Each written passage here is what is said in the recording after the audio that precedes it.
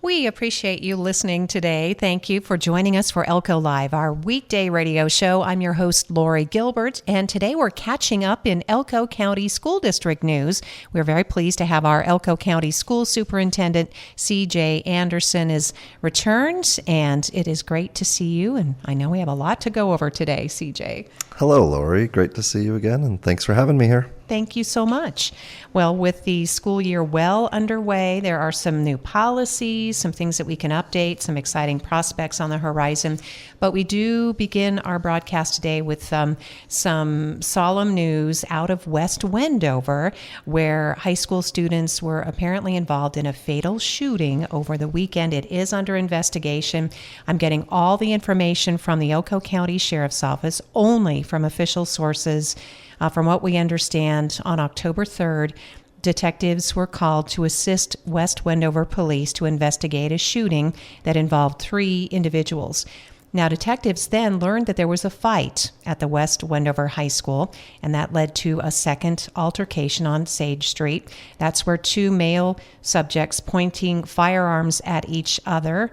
It was reported the 2 were involved in a shootout, resulting in the death of a male juvenile, I believe a 17-year-old. A third male subject was struck by gunfire. The 2 injured were taken to a Utah medical facility. It was determined this is isolated with no danger to the public. It is an ongoing investigation, but they are seeking information, CJ, about the fight at West Wendover High School and the shooting on Sage Street. Again, this happened in West Wendover just recently. So we know that the school has, policies on this. They offer counseling. There are various procedures involved in something like this, right, CJ?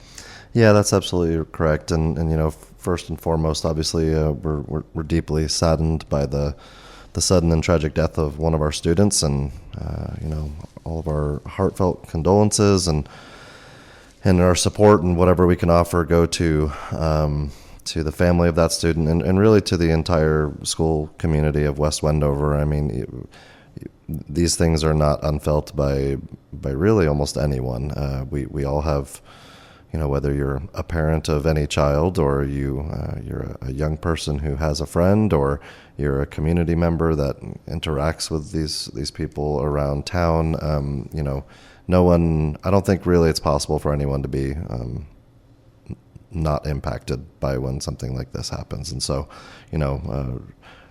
our crisis response team, which you mentioned, we have policies, and really the very first action in any of these policies that surround death of a student or a staff member is to convene a crisis response team for that campus. And so I heard about this pretty late Friday night, and when it occurred. And so all over the weekend, we were, as police were doing what they do, we were focusing on what we could do from a response standpoint for the students and staff members and family members who we knew we were going to interact with at school the coming Monday. And so we've that as far as that goes, that went really well for us. We had an immense amount of support from school counselors and social workers from all around our county who left their normal sites of employment and at other schools and went out to made that trip out to West Wendover to be there and to be on hand to talk with students, to staff members, to work with people as they felt the need to receive counseling or just have someone to talk to. And also had great assistance from our communications specialist, Kayla Church, who helped put together great resources for how to talk to students and how to talk to parents and what sort of things we can and can't say. And you've alluded to that a little bit with, making sure you get information from, direct from authorities and from people who are working on getting the whole picture. It's not to say that other people don't have valid information or don't have their perspectives, but in these types of situations, as frustrating as it can be to not know all the information or all the details, because frankly, we live in a day and an age of information where everyone wants to know, is readily sharing information, and so it can be frustrating to not know all the details right away. And This did happen now basically 6 days ago, but these processes take time, and in our case, as a school district and as officials of a school district, we focus on those things that we can control and that are within our purview or our jurisdiction, right? And for us, that was we are focusing on the living students and families that we're interacting with at campus, on the staff that had relationships with this student and with others, and so we did our very best, and we're still doing it. We continue to monitor as the days and weeks go on, but that has definitely been our focus, despite how sad it is. We to be in line with our protocols, we follow those. We fully cooperate with law enforcement as they continue their investigation, and because it is still an active case and ongoing investigation, we don't really have additional information to share beyond what they released recently. But I do think that probably a really important point of emphasis, sorry, I don't think I said that right, an important point of emphasis is that among the individuals that were referenced in that press release, so one of those was our student, and the one who has passed away was our student.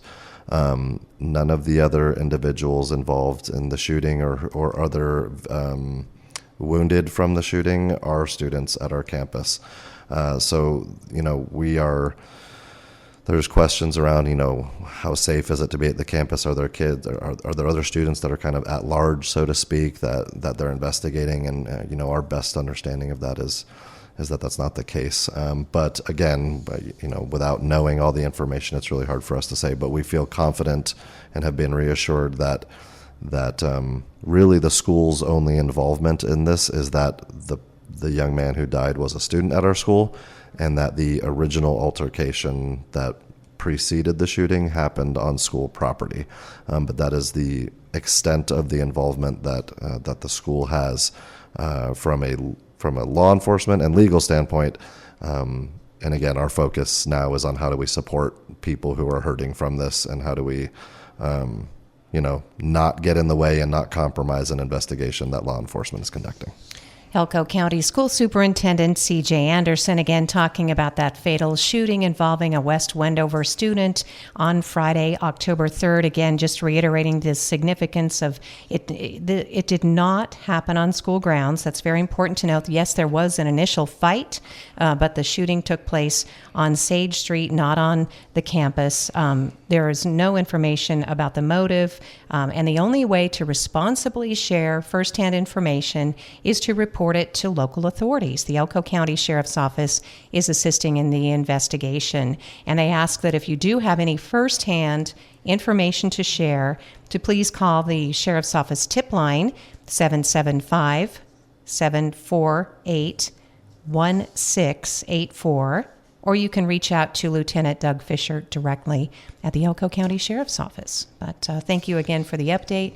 CJ, again, condolences to family, friends, the community. As you said, it touches so many lives when something tragic like this happens. So we will share information from official sources as soon as it's made available to us, because their investigation obviously is continuing.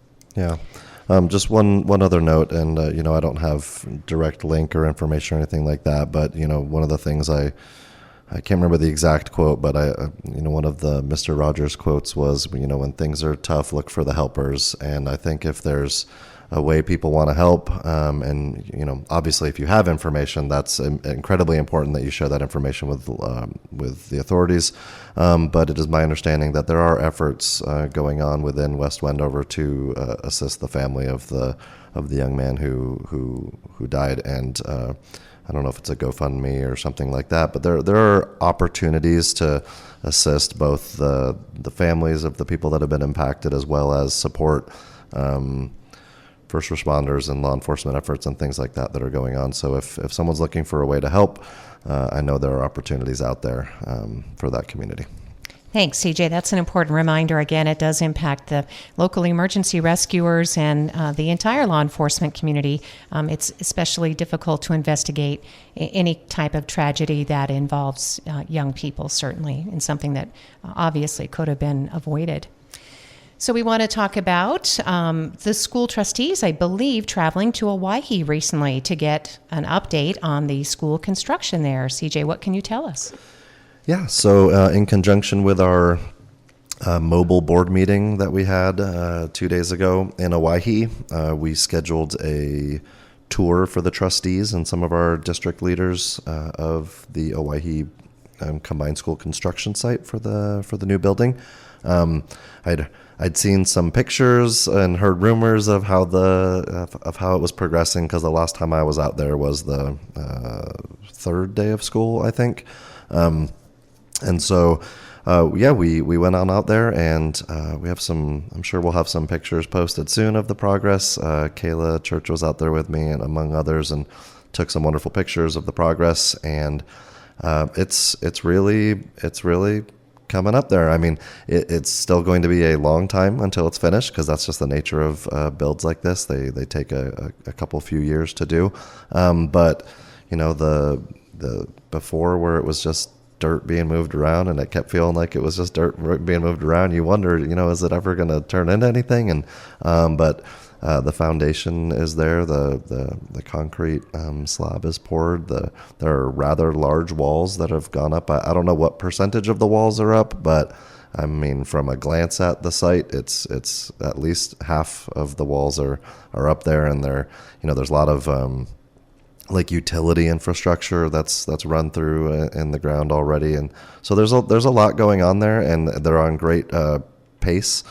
From talking to the original gentleman from the design process, as well as some of the contractors that were there, they do feel like they're a little ahead of schedule, which is good, because you never know at some point when something's going to put you behind schedule. So they were able to kind of get out there earlier than they thought, which meant that they got to get going at a nice pace. So it's good to know that things are progressing as they ought to, and things are going really well at this point. It was just fun, because up to this point, I'd seen a lot of design, and I'd seen paperwork and whatever, right? But you can actually, like, it's coming up, and you can start to visualize what it's going to look like a little more.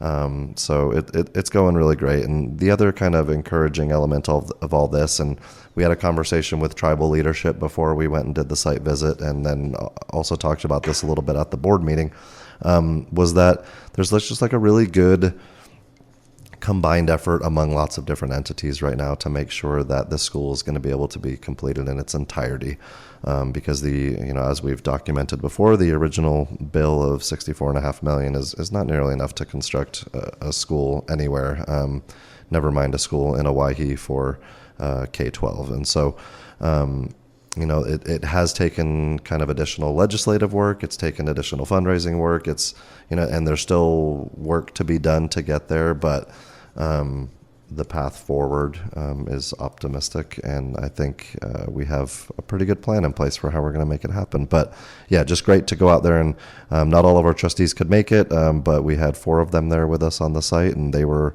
all very pleased as well with what they saw, and everyone's just really kind of amped up and excited for the students and the families of the Owyhee community for that soon to be built school. That's wonderful. And we are looking at a construction completion by, say, a year from now? Is that what they were hoping to? I believe, and I'll probably going to get this wrong, but I think the idea is that by the end of next school year, so our kids will still be in their current location for the rest of this year as well as next school year. And the target date is to open for I think it would be the 27-28 school year. All right. Well, that's exciting. And it is a beautiful site, and I'm sure it's a wonderful project, CJ. And you're right about the collaboration that's happening and bringing folks together, and that it is a combined school, K through 12. I mean, that's really going to be a hub for community activities, too, for a lot of future generations. So yes, great news. Good to hear. And obviously that the funding is also secure is important too.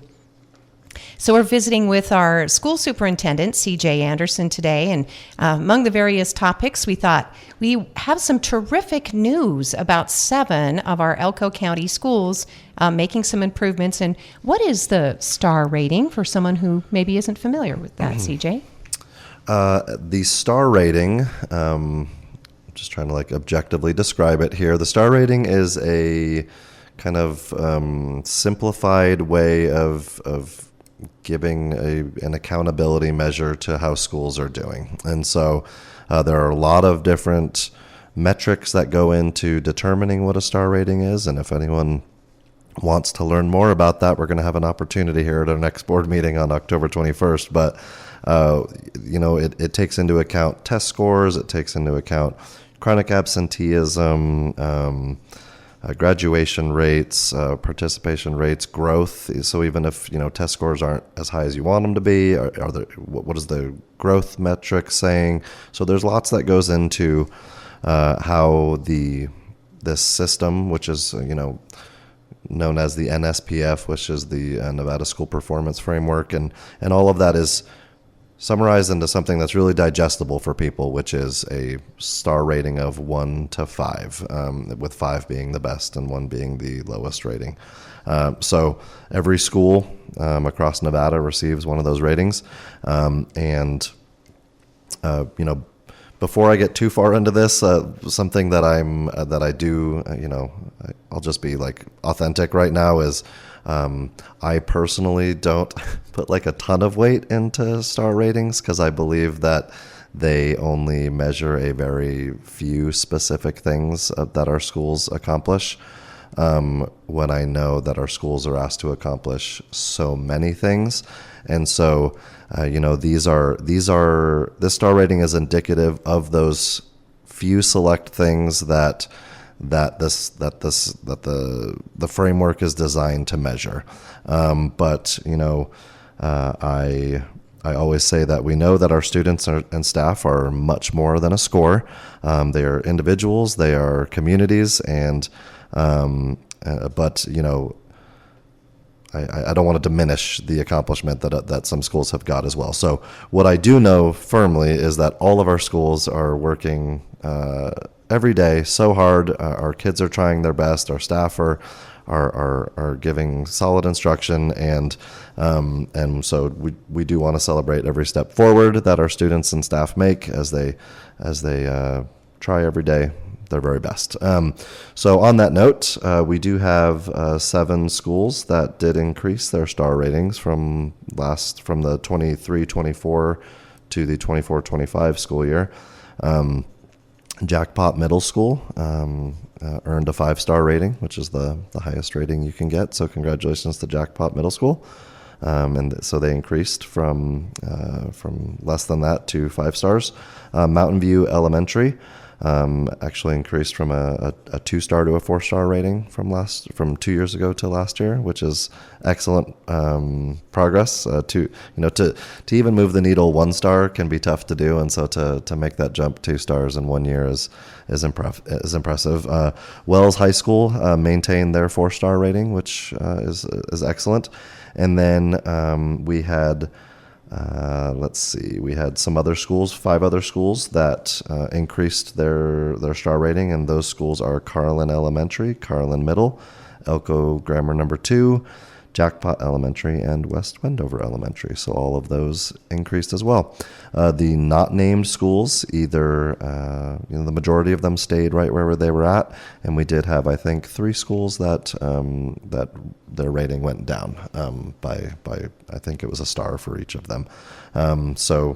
The metric is rather complicated and pretty convoluted, and so we do our best to try to interpret it, and we do our best to try to move those ratings in a positive direction so people can feel confidence in the education their students are receiving. But something that I do think is important too, and again, not trying to make excuses or anything, but just accountability measures are just, they're one way of looking at what schools are doing. And I'm a person who's a firm believer in not teaching to the test, so to speak. I don't want to divert all of our attention and our resources and our focus to solely focusing on these things that are being measured just so we can have a pretty star rating. We have so many different ways we're accountable to our students and to our staff and to our communities. And so we are going to continue to focus on the whole child, on supporting our students and staff the best way we can. And when that results in increases in official metrics, then that's great, and it's a nice indicator of progress. But again, our students and staff are more than a score. Well, thank you, CJ. Again, he is describing the accountability measure known as that STARS rating, and that is released by the Nevada Department of Education.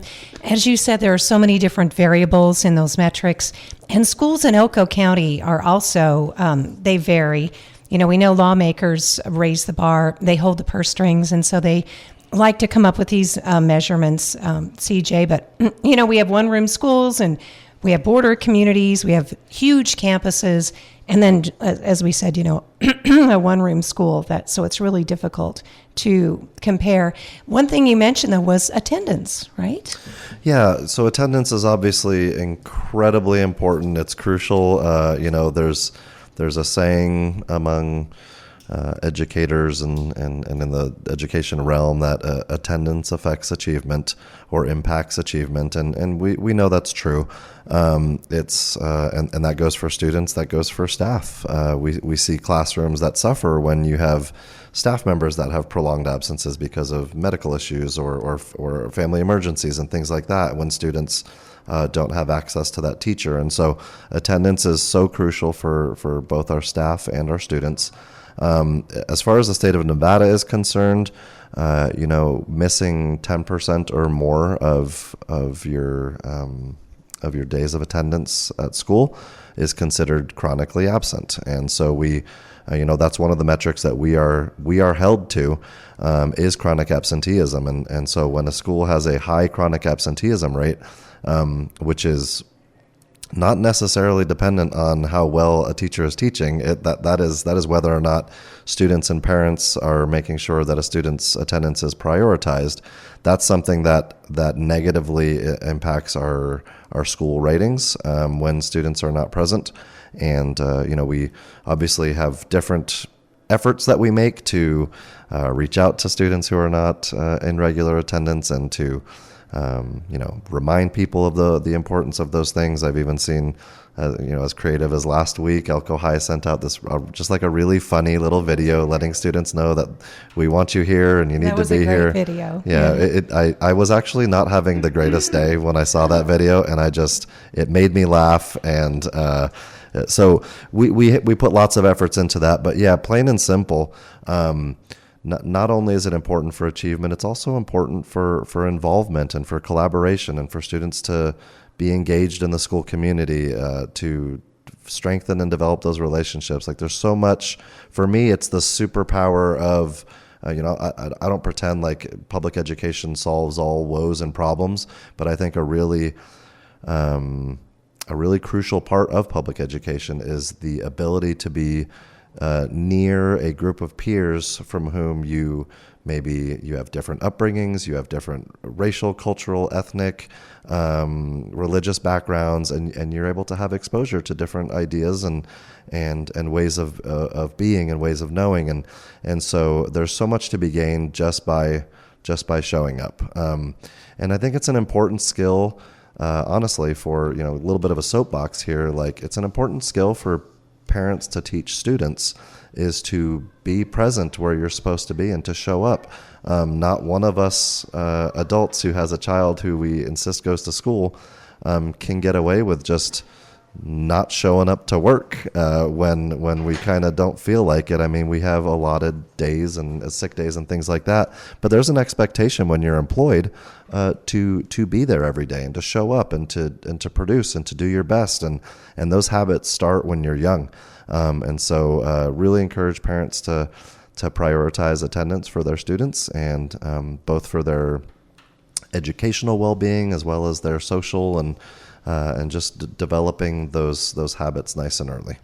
When I saw that video, CJ, I said, we reposted it for our Elko Broadcasting Company Facebook page. And I said, when you miss school, your school misses you.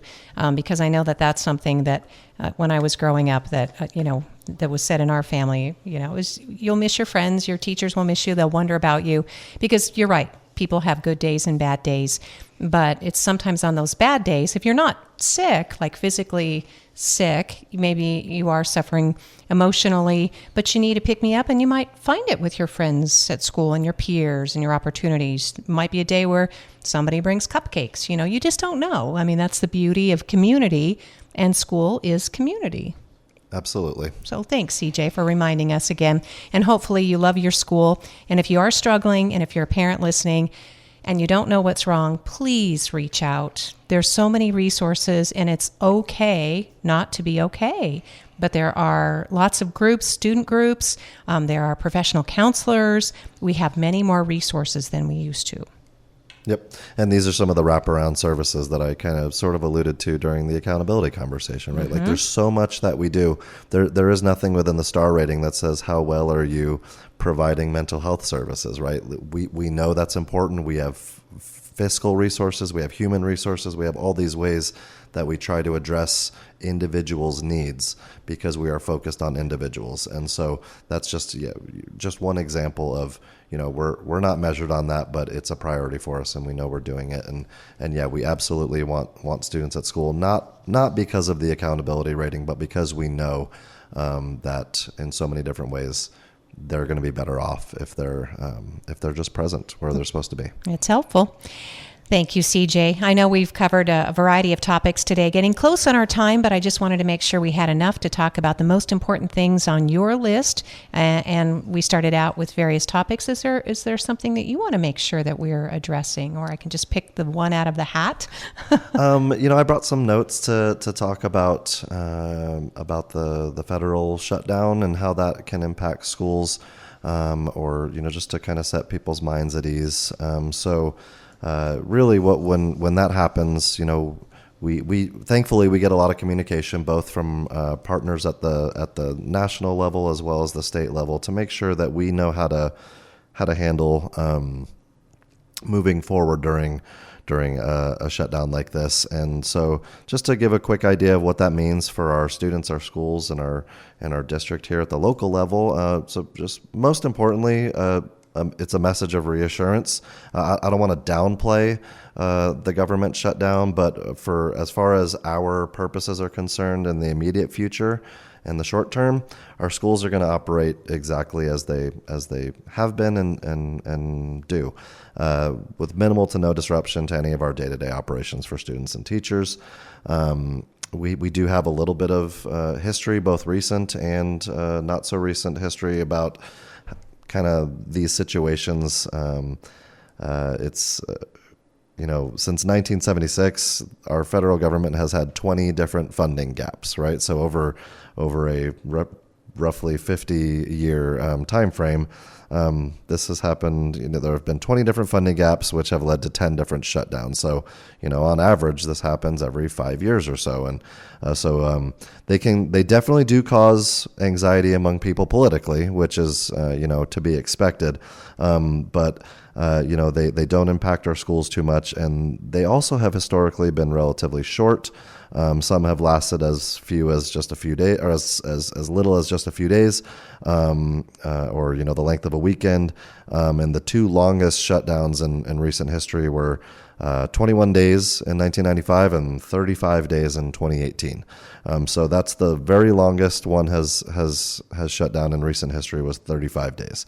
And even during those extended periods, our doors stay open, our funds keep coming, and so we've had some time over. I say we over the course of 50 years. I'm not even 50 years old, but during that time, professionals have learned what this means for our schools. Short term, our main funding that comes from the federal government is safe. critical programs like Title I for disadvantaged students and IDEA for students with disabilities for special education. That's all forward funded, so we receive those. The government is determining its budget for the next fiscal year right now, and so the funds for our 25-26 school year are already secured, are already forward funded. School meals, in as much as someone has qualifies for free or reduced lunches, that is still safe throughout all of this.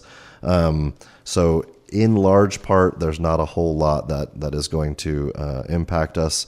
The longer the shutdown persists, the greater the strain on reserves can be, right? So our systems are designed to have reserves for these situations. So like the state can help make up for that in the meantime until the reimbursement comes. So obviously the longer it goes on, the more worrisome it can be. But based on our current status and the way the historical pattern of all these events have been, we're not too worried about it, and we're hoping that works itself out as it has in the past, and we will. If it does persist, then we'll cross that bridge when we get there. And but we know that we have lots of people working together to make sure that our schools stay open for our students who need those services. Thanks, CJ, for the reassurance. Again, CJ Anderson is our Elko County School Superintendent. And then just in closing, lawmakers are going to be called into special session. Any idea what that's about? I actually have not heard a whole lot. I have known, well, I shouldn't say known. I have been under the impression basically since the regular session closed that there was going to be a special session convened. I can't say I knew it was going to happen, but there were a lot of different indicators, and people that we work with that are kind of in those spheres said, yeah, we're probably going to have a special session this time around. So I do know that that's the case, that was called recently. But there are certain elements that I'm hopeful of things that will get changed. There was one kind of really big education bill that I'm not a huge fan of, and most educators were not a big fan of. And so we're hoping that there are some changes to that to reduce reporting burdens and other things like that on schools, and to kind of have more equity in accountability. I don't want to get into it too much, but that bill was not well received among a lot of people. I'm not trying to malign the folks that worked on it. I just think it didn't end up in a place where it needed to end up. And so I appreciate that if that is something they're going to work on a little more, that is the case. I also am hopeful that there will be some adjustments to language from bills about capital improvement as well, because we have some projects that desperately need to be done, and that I think could be facilitated by change in language as well. And so we're going to advocate for some changes there to make sure that we have every opportunity we can to not only take advantage of the tax rates that have been levied, but also from the generosity and philanthropy of donors to contribute towards projects. CJ, thank you. And then I forgot there was one more, but you reminded me with the capital projects. Elko High School Warrior Field Booster Project. I know parents and supporters came before not Tuesdays, but the Tuesday before school board meeting. They're really anxious. They want to work on this project. Yay or nay. I mean, I think the school board accepted the proposal, but there's going to be some realities with raising the money, right? Yeah, absolutely. And I was sort of vaguely alluding to that project as when I was talking about the special session and things we hope can be accomplished. So the reality of that project can depend greatly on what legislatively is allowed and what possibly is permitted for us to do. And so I know our board is very supportive of this type of community effort, and I would say that I'm really impressed by the folks that have come together to do this. Honestly, this is the best way for these things to be done. To hope that a tax rate is going to take care of all problems is unrealistic. To hope that a bill is going to get passed that gives you a bunch of money is not a realistic solution. But to have people come together and have different entities throughout a community, both elected bodies as well as just average Joes around town, to have everyone come together and say, how can we collectively make this thing happen that we know is good for our community? That's how a school community works. And the more a school community does that, the better off and the healthier that school is going to be, the better the opportunities will be for students. And so I really appreciate the people that are stepping up. I know there's a lot of effort to go into that to raise the amount of funds we're talking, because it is several $1 million to get this together. But we're hoping that between those combined efforts of individuals, of businesses, of large corporations, and then hopefully getting some legislative support for that, we can together get that project to get going. But the timeline on that is going to be dependent on a lot of things. And so, but I did have a meeting as recently as earlier this week with kind of the leaders in that realm. And so we're going to continue to push forward there as best we can. CJ, thank you so much for the conversation. It'll be a great jumping off point for the next time we meet. Again, there's a lot of fundraising going on in Elko right now, and they're all amazing, worthwhile projects. So we'll look forward to the latest on the Elko High School's booster project for Warrior Field the next time we talk. Thank you again for being on the program as you do. We appreciate your time. Thank you, listeners, for joining us for Elko Live today. For Elko County School News with our School District Superintendent, CJ Anderson.